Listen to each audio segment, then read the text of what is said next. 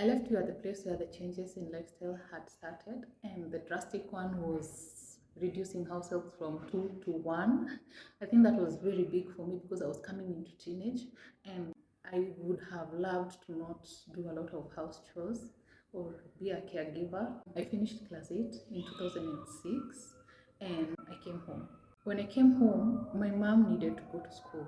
So my mom, at the time, my mom was having the distant learning program where during the holidays she would go to school and instead of staying at home. And she would have deferred that time, but she had to defer another time because of me. I was having trouble going to school. I think because of missing my mom so much, because the distance learning also deprived me of my mom, and I was really close to my mom. I still am. So when she noticed that it's getting in the way of my studies, she deferred. So now here where I finished class 8, she can't defer again. She needs to go to school. And she has a young child who is sickly, who needs to be taken care of. And we don't have two house helps. And we don't have the resources to have another house help. Again, if you have a young child and you're going to school, you want someone who is familiar to her to take care of her. So all options weighed. Who had to go? Me. I come home. I remember we had the farewell party and we had gotten our certificates and our gifts. And when we were walking out of the dining hall, everybody was talking about what they will go to and do over that holiday before Form 1. For me, I looked forward to go and seeing my grandparents, my maternal grandparents. I really, really loved my grandfather. I liked spending time with him. That was the plan. I get home, my mom is like, very good, you're home, take that suitcase, pack your bag, pack your clothes and a blanket, and put your sister's clothes as well. We're going to school tomorrow. I think I don't know how long after, but we are going to Nairobi University. She told me that she needed me to take care of my sister when she went to school. I was resistant, low-key, but I could not complain because when you look at all the factors, you can't say no, but that is not what I was anticipating. Off we went to Nairobi University. But for distance learning, they had options where the teachers were coming in for distance learning. They are not sleeping in the hostels provided by, owned by Nairobi University. Nairobi University would partner with other institutions to provide accommodation. In Kikuyu, in this instance, the institution that Nairobi Uni partnered with was Ditches Dagoretti High School. That is where we went. So I get there and I'm sad. I was really, really sad because this is a new place. Everybody there is older than me because they are all age mates of my mom, and it was just me who had a young sister. At night, well, before we get to the night, we got there, we got a hostel, we packed everything, and then I think there was a compartment where there were more than 6 beds in a compartment or something, because I can't really remember.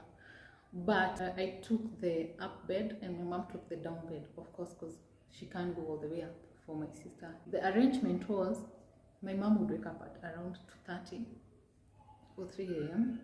and feed my sister for 2 hours because my sister was really choking because her gut was not developed. And for some reason, she always used to choke on breast milk. So my mom would feed her slowly so that she doesn't choke. You just take more time to breastfeed her. And once she was done at 5 a.m., she would wake up, get ready for class, and then leave me with my sister. That was the routine, was to be the routine for 3 weeks. Then we stayed on Sunday and on Monday. On Monday, my mom goes to school, to class, and I'm left with my sister for the first time. I think my sister used to be in pain because she used to really, really cry. Then she's not breastfeeding. I have none there that I was supposed to breastfeed her. My mom has gone to class and she's crying. I try to feed her, she's not feeding.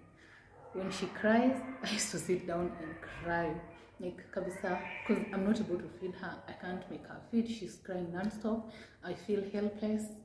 So even me, I'd sit down and cry.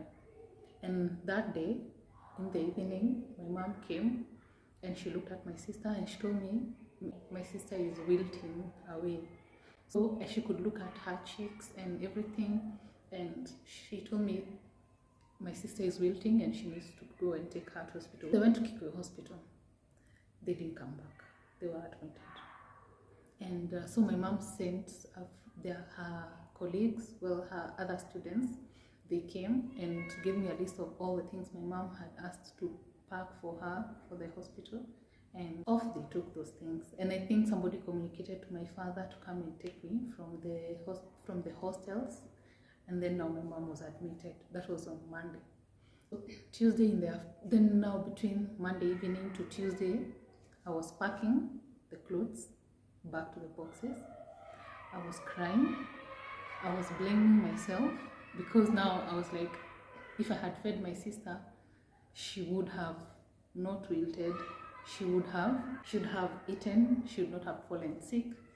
But now in hindsight, because of not even having information about what my sister is suffering from, I would have known that my sister had gut issues, and so feeding was a problem. Constipation was a thing. She was in pain. I would have known that there's not really much I could have done, and that is it. It was just her body feeling a lot of pain and suffering. Yeah?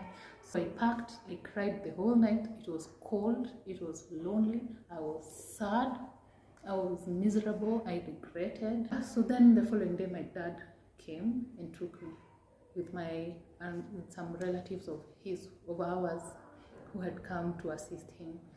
In part 3, I will take you through the life after my sister was discharged and up to the point where she passed on.